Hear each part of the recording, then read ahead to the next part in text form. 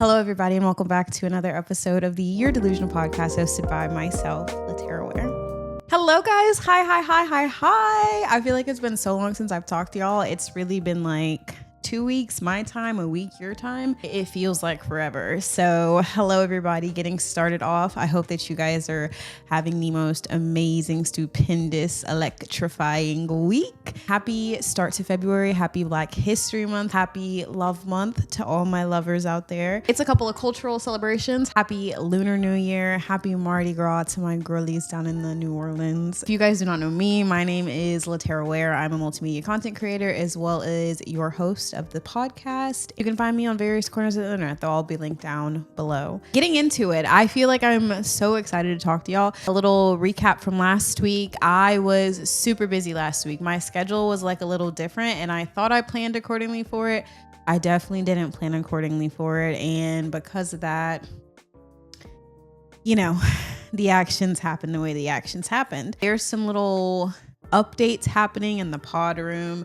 We are getting to new places. My content schedules are going really good, going as planned. If you're someone who follows the main channel, let me know what you guys have been thinking about the content and everything like that that's been going up. I've been hearing really good feedback, so I love that. Also, guys, I finally got an iPad. I've been really investing into my tech lately. I've been really investing into myself. I still haven't filed my taxes yet. I need to file my taxes. This is your reminder, get them taxes filed. Very specifically, I think that this month is super important because there have been many of love months that your girl was by herself. To be honest, I feel like I didn't start spending little Valentine's Day months with like a partner until 5 years ago, and I'm 26. So for 21 years of my life, I've spent 22 Valentine's Days alone, you know? And obviously some of those were when I was kids, so it's whatever. My whole point in saying this is this kind of sent me into a thought train kind of about what I wanted to talk about this month.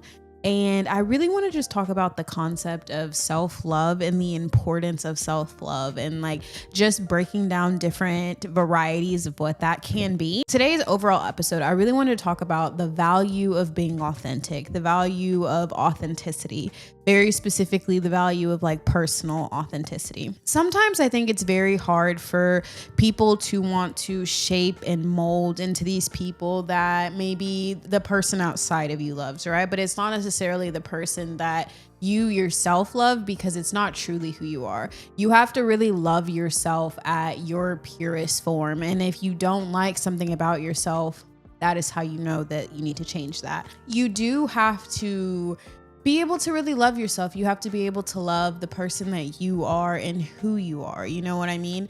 And a perfect example of this is when I was really young, I heard advice from someone and they were talking about how important it is for you specifically, like not for anyone else, but how important it is just for you to be yourself. The example goes, if you are with 40 different people, you can't be a different version of yourself for every single one of these people. Each person, if you're like the person that they want you to be, so you're changing and presenting yourself that way, then you will become tired. You yourself will you're just going to be overly stressed, overly tired. Anytime that you're by yourself, you're just going to be exhausted. And it's because every time you're with people, you are putting up this facade. You're putting out all of this energy, all of this effort to be something that all of these other people want. You're not really sitting there and just showing up as you and allowing someone to choose you for being you. I think that's something that's super common, especially as like younger people. As you grow up, you have to grow into the mentality that you don't have to be like this, but it's really hard to come to terms sometimes that sometimes you can show up as you. Sometimes I can show up as me. I show up as myself here on the internet, and there are some people who just don't vibe with that. And unfortunately, it's not like I'm just changing an editing style. Like if I want to vibe with every single person in the world, I would have to change who I am to vibe with every single person. And so I can't be that person. And for people, a hard truth sometimes, you have to understand that you may run into someone and you may really like them. You may really want to have some type of relationship with them, whether that be platonic or romantic, whatever. The person that you are just may not be for them. And I think that is something that is very unfortunate. You know, it's very hard when you really like someone and then like you're just not for them. But we see that happen so often. We see that happen in relationships where people are like, well, I just kind of stopped liking this person. And it's because their representative has now worn off and you are now the person that you actually are. And someone may not like that. It's so easy to put up a facade. It's so easy to be this person that everyone likes. It's easy to tell everybody what they want to hear, tell someone that you agree even though you don't agree, so it saves you arguments and all this kind of stuff. Like, all these things are extremely easy things to do. Is that the person that you actually are? And if it's not the person that you actually are, then you are putting forward the representative. I think representatives is such a tricky topic. I understand that you are always supposed to put your best foot forward, right? Like, if you are trying to meet someone, if you're trying to get the job, if you're trying to do this, you present your best skills. And not to say that you're doing that in a malicious way, because just because you're presenting your best doesn't mean that your worst is like something gruesome or something terrible. It just means it isn't as good as what you were presenting originally. I think that when people show up and they show you who their representative is, it can get to be very tricky, because just because someone is at their best when they are showing up for you right now, it kind of matters how often you were there, if that makes sense. It doesn't matter the level or the quality as much. Like, I would say for myself personally, I want to see what your best is, because if your best is significantly lower than my best, then that might not work. And that is something that I need to know. Then it begs the question, what if someone's best is like, I'm going to put it on a scale. Their best is at a 6, very mid-level. It's kind of good, kind of bad. It's just whatever. But they give you this 6 90% of the time. But what if then you're comparing that to someone who is at a 9, but they're only at that 9 30% of the time? You know what I mean? It really matters about the amount of time that you were going to show up like this, because that's how you naturally like to show up. Versus if you're only going to represent yourself in this way because you were trying to like grab onto the thing that you want, and you know that that's how you're going to show your best. For me, a representative is such a sticky topic, because you can be being very authentic when you present your representative, just like in a job resume. You want to say all your best skills. You want to say your accolades, your achievements. You want to say the longevity that you've gone with certain, goals and all this kind of stuff. But also, you have an interview. And in the interview, you will be asked questions that brings out your person. So when you're trying to build relationships, I think sometimes it's very important to show your representative, but it's also important that when you were creating this representative, you were very realistic about how often and how long you were capable of keeping up this persona. Because if not, then it's going to fade, right? It's going to fade. It's going to trickle away. And then now you will be false. Now it will seem more malicious in the intent, because you weren't really being authentic. I think at that point, if your representative is only who you are 10 to 20% of the time, then that is definitely false advertising. Truly stand by that. Like, that is very false advertising. You should never present all these like high traits about you, but that is only who you are a significantly small amount of the time. It's very hard to be the person who is not naturally someone who people would choose, because people, I think, by nature do want to be chosen. They do want to be accepted and all these things. And some people are just not for everyone. Everyone is not everyone's cup of tea. And, that's unfortunate.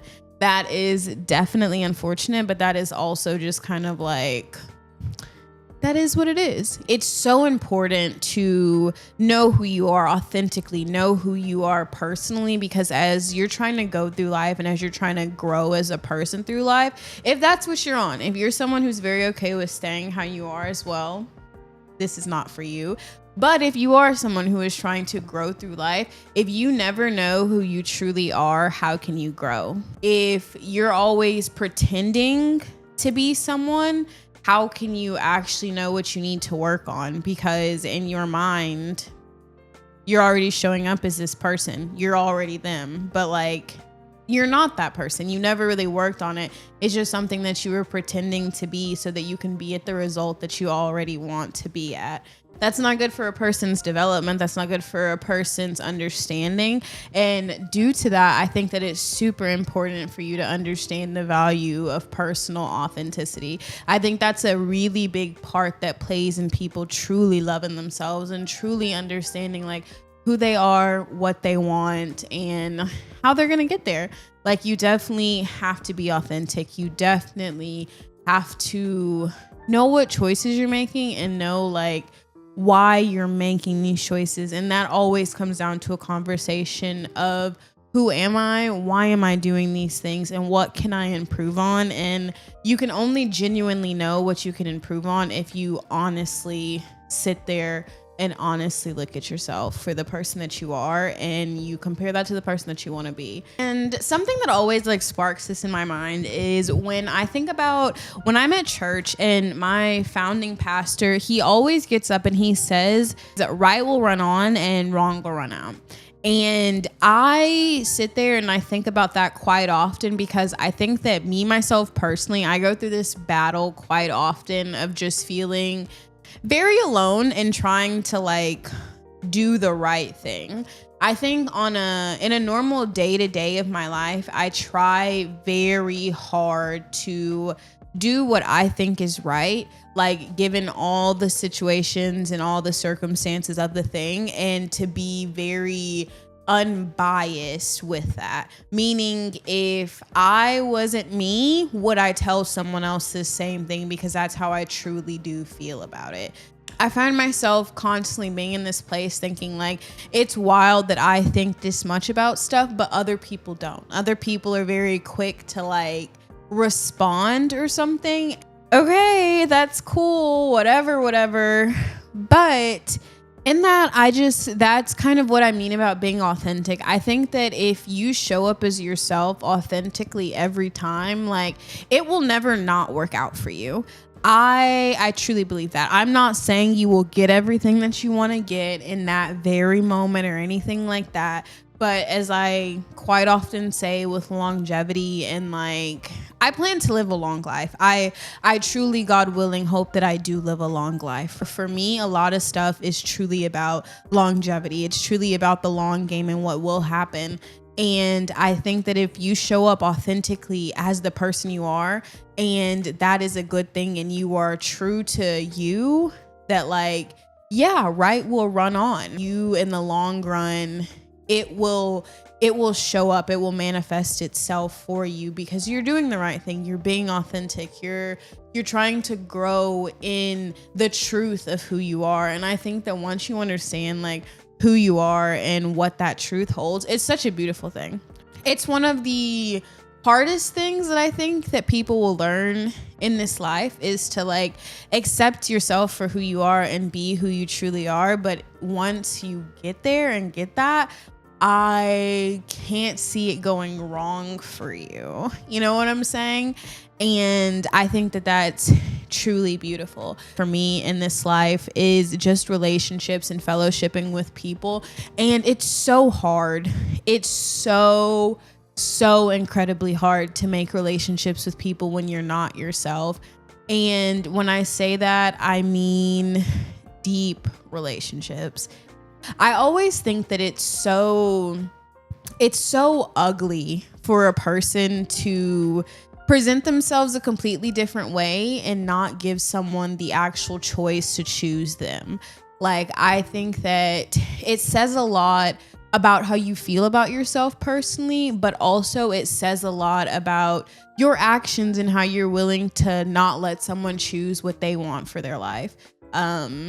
I don't think you should ever force yourself upon someone or anything like that. And I truly do believe that people misrepresenting themselves and knowing that you're misrepresenting yourself is very, very trap feeling. It doesn't feel too like honest and anything like that. And so I truly do think that there is a value in people who you will present yourself to me even knowing that I might not like it, but this is who you are and this is how you're showing up. I think that'll take you a long way, in my personal opinion, a very, very long way. To close off this topic, there's just true gratitude with being authentic. I think that once you look back on situations, there's never been a situation I've ever looked back on in my life where I was being honest and someone has walked away from me or the situation didn't turn out in my favor because I was being truthful and regretted it. I've never regretted a single situation like that because I always tell myself if I would have changed anything and changed it so this person would stick around or so I would get the thing that I want by lying because I knew that's what someone else wanted to hear, then or by just withholding something, by not speaking up and by not saying my truth and presenting my character, right? Because I knew that would lead to whatever outcome. And I don't think I can live that way. I've never regretted it because I don't think I would want to live the other way. There's never anything that I have regretted saying or doing where I was being very true to me. I can't do that because I have to live in my truth and I have to live in the person that I am. And I think that I can say that I don't regret it because if it came back to it, if it was the same situation, I would choose it again, and I would keep choosing it. And I think that's super important. I don't know if y'all have ever heard the rule about spending or about finances when they tell you a good way to look at something is if you can't buy it 3 times and you probably shouldn't be buying it, right? Just a financially responsibility rule.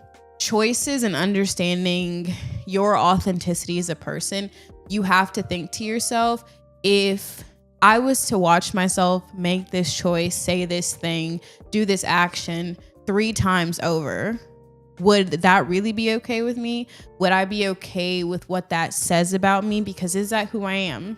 If you can say that, then yeah, I think that's a very authentic choice. And I think that you should make that choice regardless because I think that's important. I think the authenticity of a person is very important and very crucial to the process of loving yourself as a human being. So let me know what you guys think about that. Truly, let me know any thoughts, words, whatever in the comments below. Moving into our You're Delusional topic. The You're Delusional topic is being a person that someone wants is more important than being the person that someone needs. I don't think that's delusional.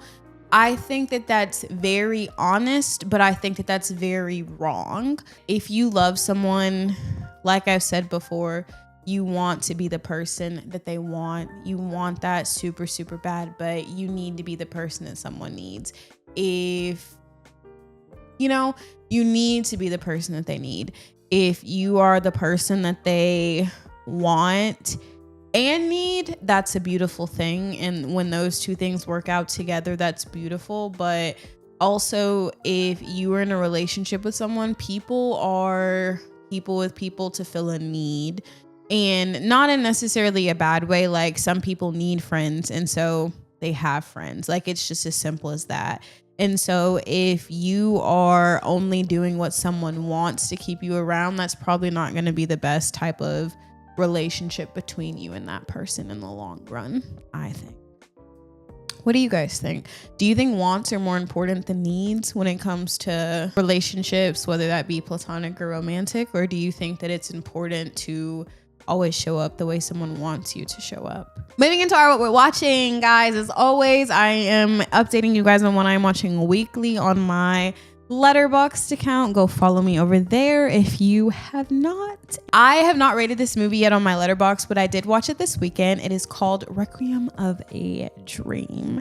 So this movie, I learned something about myself this weekend. When I was watching this with my boyfriend, he asked me if this is a movie, how I would rate it, and if I would recommend it. And at first I said I would not recommend it. And I think that's a lie. I think that I would recommend this movie, but only to people who are a very niche type of movie watcher. I personally think this is an amazing movie, but this also leads into the category of movies like Spun, like Crank, those types of beats. The film is about a group of friends and one of the friends' mother. And then it's just kind of about an epidemic of drugs. If you've ever watched one of the Netflix documentaries called, or not documentaries, the Netflix series called Painkillers, it's kind of like that in a way, but very patient zero, very ground zero for this type of filming, right? So it's about these two friends who are selling and using drugs. And then one of the friends' girlfriends comes into the mix, and just kind of about how these drugs affect these people's lives very heavily, and how it really just spiraled from something that definitely wasn't innocent on their part, but on his mother's end, you see that it's something that was innocent and that they weren't doing it for like junkie reasons. If that's like, they weren't doing these things for junkie reasons. They were just doing them because this is what they were doing. And then now they are junkies. And it's a beautifully made film. It's very sad, very deep. It's one of those films that truly does not have a good ending. And those have a special place in my heart. I love a film that doesn't have a happy-go-lucky ending, but it's still so freaking good, right? Like, I truly do love those types of films, and this is definitely one of those. This is one of those, you're gonna feel some ways. You're gonna feel a little uncomfortable. You're gonna feel a little itchy. You're gonna feel, I think, several types of ways watching this film, to be honest, but it's very good. Definitely would recommend it. That is what I'm watching. Let me know what you guys are watching down below. And with that being said, we are at the end of the episode. Thank you guys so much for tuning in to another episode. If you are an audio listener, please be sure to rate our podcast. And if you are a watcher, please be sure to like, comment, and subscribe. Thank you guys so much for sticking here with me. If you want to follow me on my personal social media, you can find me at the LaTerra Wair on Instagram, X, and Facebook. And if you want to follow our production company and know more about behind the scenes of media, some photo things that we're doing, and some things that we're just trying to ponder on projects, you can do that at LT Legacy Productions. And thank you guys so much for watching another episode of the Your Delusional podcast. Your Delusional podcast is produced by LT Legacy Productions and hosted by LaTerra Wair.